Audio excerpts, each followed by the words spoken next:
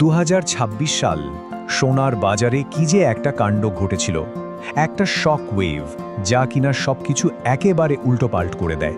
তো চলুন আজকের এই আলোচনায় আমরা সেই নাটকীয় ঘটনাটা একটু খুঁটিয়ে দেখি। এই পতনের ঠিক কয়েকদিন আগেই কিন্তু ছবিটা ছিল একদম অন্যরকম। সোনা তখন এক ঐতিহাসিক দৌড়ে, মানে যাকে বলে একেবারে সর্বকালের সর্বোচ্চ দামে পৌঁছে গিয়েছিল। আর বাজারে সে তো ছিল এক উৎসবের মেজাজ। কিন্তু সেই উৎসবের মেজাজটা টিকল না মাত্র 72 ঘন্টা। হ্যাঁ, মাত্র 3 দিনের মধ্যে বাজারটা হুড়মুড়িয়ে ভেঙে পড়ল। কি সাংঘাতিক পতন! প্রতি আউন্সের দাম থেকে $1000-এরও বেশি। ভাবা যায়, হাওয়ায় মিলিয়ে গেল। আর ঠিক এখানেই আমাদের আজকের আলোচনার মূল প্রশ্নটা চলে আসে। কি এমন হলো যে এত বড়, এত আকস্মিক একটা পতন ঘটল? তো এই পতনের রহস্যটা বুঝতে হলে আমাদের একটু পেছনে ফিরে তাকাতে হবে।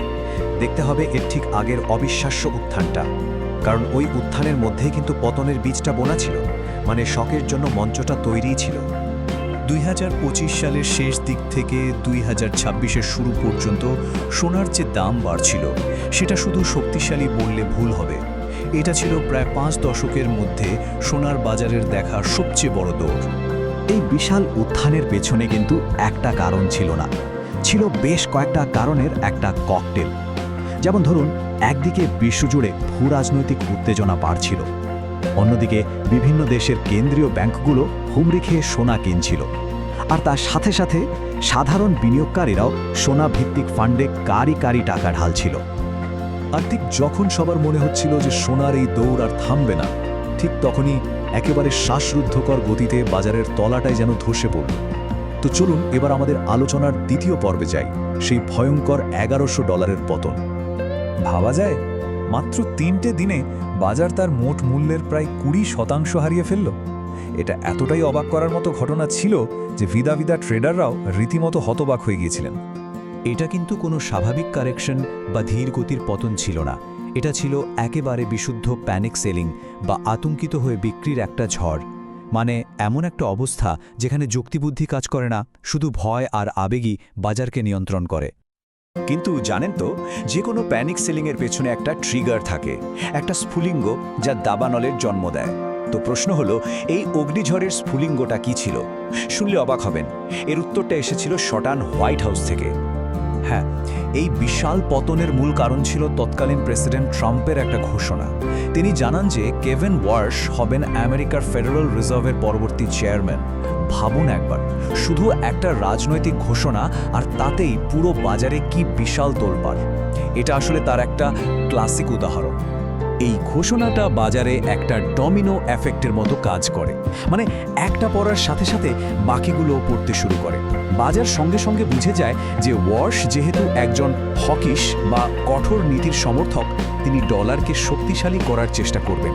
আর ডলার শক্তিশালী হলে সোনার দাম সাধারণত কমে, মানে সোনা তখন আর ততটা আকর্ষণীয় বিনিয়োগ থাকে না। ব্যাস, এই ভাবনাটা মাথায় আসতেই বিনিয়োগকারীরা পাগলের মতো সোনা বেচতে শুরু করে, আর তাতেই ঘটে ওই বিশাল পতন।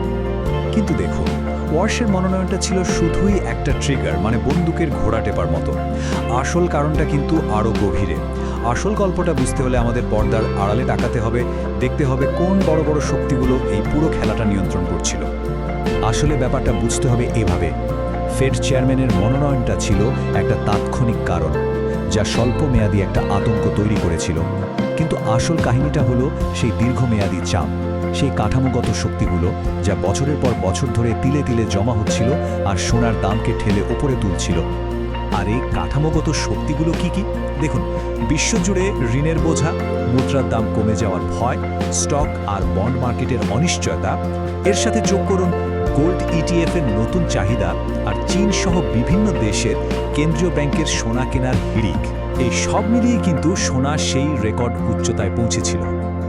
আচ্ছা, তো আমরা দেখলাম কি ঘটেছিল আর কেন ঘটেছিল, কিন্তু এখন সবচেয়ে জরুরি প্রশ্ন হলো, এরপর কি? মানে এত বড় একটা ঝড়ের পর সোনার বাজার এখন কোন দিকে যাবে? এই ব্যাপারে বিশেষজ্ঞরা মূলত 3টে সিনারিও বা সম্ভাবনার কথা বলছেন। তাদের বেস কেস বা সবচেয়ে সম্ভাব্য পূর্বাভাস হলো সোনার দাম $4000 থেকে $4500 মধ্যে স্থিতিশীল হবে। তবে একটা বুল কেস বা আশাবাদী সিনারিও আছে, যেখানে দাম $5,000 পর্যন্ত যেতে পারে। আবার এর উল্টোটাও হতে পারে, বিয়ার কেস অনুযায়ী দাম কমে $3,500 নেমে আসতে পারে। তাহলে শেষ কথা কি দাঁড়ালো? মূল ব্যাপারটা হলো সোনার ভবিষ্যৎ নির্ভর করছে একটা লড়াইয়ের ওপর। লড়াইটা কার সাথে কার? একদিকে আছে ফেড মনোনয়নের মতো হঠাৎ আসা সব ধাক্কা, আর অন্যদিকে আছে সেই দীর্ঘমেয়াদী মৌলিক শক্তিগুলো যা বিশ্ব অর্থনীতিকে চালাচ্ছে। আর এটাই আমাদের একটা খুব ইন্টারেস্টিং প্রশ্নের সামনে এনে দাঁড় করায়।